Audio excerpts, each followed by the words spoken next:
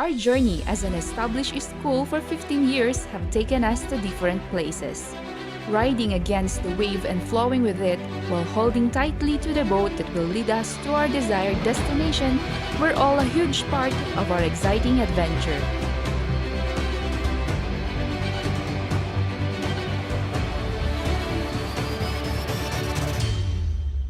Welcome aboard!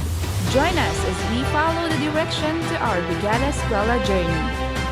Paddling through 2019-2020 must be one of the toughest obstacles to be faced.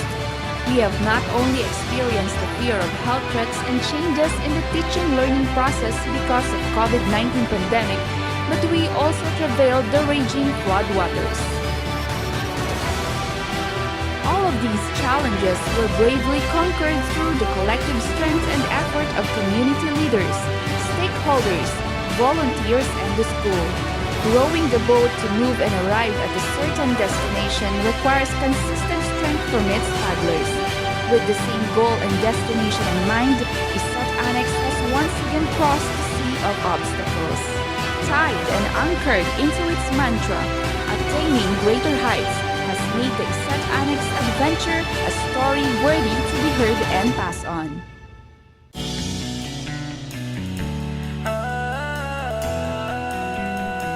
Magbayanihan na, magbayanihan na, bayanihan. As a response to the health and safety protocols of the new normal, repair, installation, and construction of functional hand-washing facilities and comfort rooms were some of the priority projects of Brigada Eskwela. Improvised hand-washing stations were constructed and the existing ones were improved by installing roofs to maximize its function, rain or shine. Aligned in the Basic Education Learning Continuity Plan, activities, programs, projects, and advocacies were conducted to update and encourage partners for a continuous support in sustaining the teaching and learning needs of the school. Aside from the allocated budget for the BELCP, Isat-Annex has also received various teaching and learning materials from different stakeholders and donors. Truly, when a community is able to see the progress and improvement of the school, a consistent and continuous support is extended even without asking. A manifestation of a remarkable and a strong Brigada Eskwela implementer. Basic Education Learning Continuity Plan, which became one of the main focus of this school year due to the transition of learning modalities, essential items were also given by donors, volunteers, government and non-government organizations. The coronavirus pandemic has turned the spotlight on making education accessible to all under any circumstances.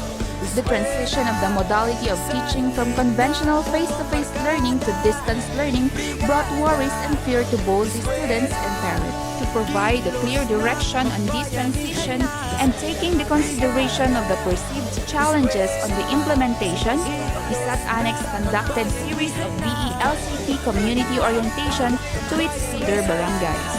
The said activity was successfully conducted. Parents and community leaders have shown positive response regarding the learning continuity plan, its ways and its means. Majority of learners opted modular as their learning modality. The distribution and retrieval of modules were successfully done because of community leaders and parents who volunteered and served as knowledge bearers. Truly, education is both a responsibility of the school and community.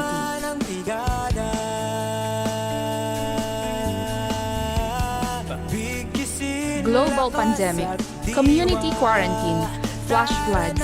These are just few of the challenges that Isat-Annex faced in the school year 2019-2020. The effects of COVID-19 pandemic have really restricted some important school activities. From monthly school programs that were essential to the holistic development of students and engagement of stakeholders to community quarantine that affected the mobilization of its manpower up to the massive flash floods that took lots of school resources. Yes, We surmounted all of these, and we stood up strong because we have the strongest support system. Our stakeholders, volunteers, public and private sectors.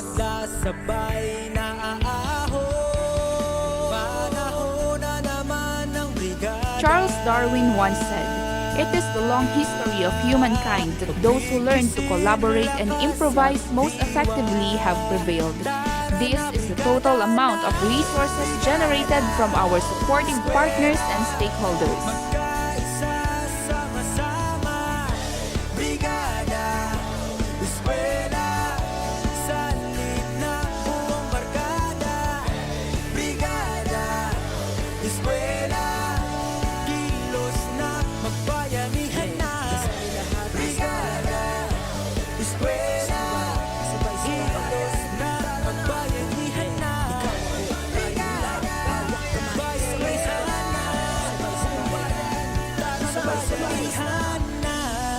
Due to the threat caused by COVID-19, Isat Annex Health and Nutrition Unit and DRRM joined together to do a school-wide disinfection in all its school facilities.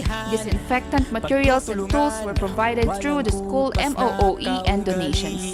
This was conducted to ensure and protect teachers, staff, stakeholders, and the community. Ay walang kapantay. Panahon na naman ang brigada.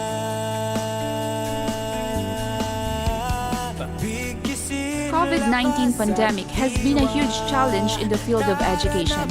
A lot of ways and means have shifted from normal to new normal. With this, the implementation and conduct of Brigada Eskwela as one of the sustainable programs of the school was greatly affected by numerous restrictions to be considered. But these did not change Isat Annex's quest to attain greater heights. With its supportive community leaders, stakeholders, and volunteers, it has once again proven that there is a strength in numbers. There is hope amid tough times. Propelled by providing quality, accessible, relevant, and liberating education, Isat Annex gave birth to its Brigada Eskwela innovations. Project Anti-Bag, Flora, Reach, a response to the challenges brought by the global pandemic and natural disasters. Project Anti-Bag aims to collaborate with the community in providing voluntary assistance and support for the school and for the learners.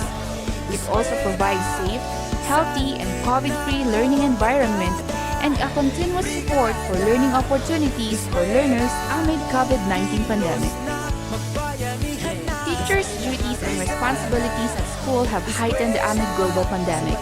Most of their work demands mental ability, which oftentimes result to exhaustion, anxiety, and lack of motivation. Thus, a school gardening program like Project Flora will provide teachers and stakeholders a time for recreation and relaxation, which are vital in sustaining vigor and love for work, while targeting school-related projects through its generated income.